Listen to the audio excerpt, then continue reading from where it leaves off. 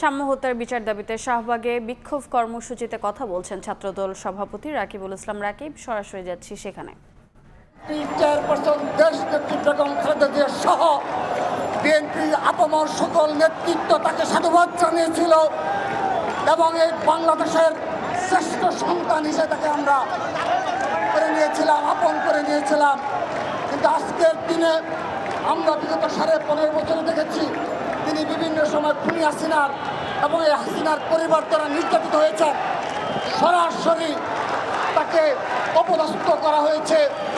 কিন্তু তিনি যখন এই প্রধান উপদেষ্টার পদে অধিষ্ঠিত হলেন তারপর থেকে আজকের দিন পর্যন্ত আমরা কখনো লক্ষ্য করিনি ছাত্র দলের যে সকল নেতাকর্মী শহীদ হয়েছে, গুম খুনের শিকার হয়েছে, তাদের পরিবারের প্রতি, গুম শিকারের পরিবারের প্রতি সামান্যতম সহানুভূতি কিংবা সাক্ষাতের প্রয়োজন তিনি অনুভব করেননি। আজ তিনি 9 মাস অতিবাহিত হয়েছে। তারই ধারাবাহিকতায় সাম্য হত্যা, পারভেজ হত্যা হয়, ছাত্র দলের নেতাকর্মীরা এখনো খুন হয়।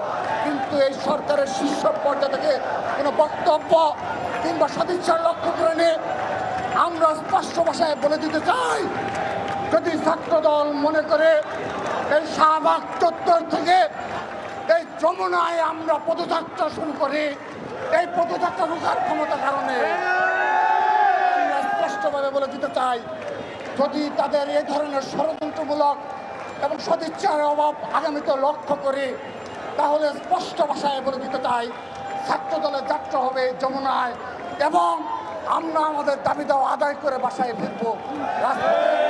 আমরা যতক্ষণ চাইব ততক্ষণ যমুনা অবরোধ করে রাখবো।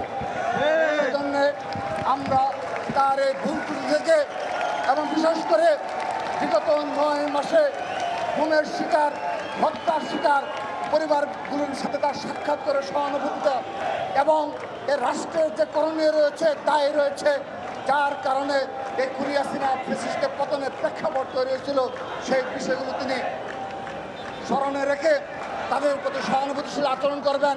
ছাত্র দলের প্রতি সহমর্মিতা থাকতে হবে। আজকের এই প্রতিবাদ সমাবেশ থেকে আমি সেই দাবি তার নিকট জানাচ্ছি। সরাসরি যুক্ত ছিলাম শাহবাগে।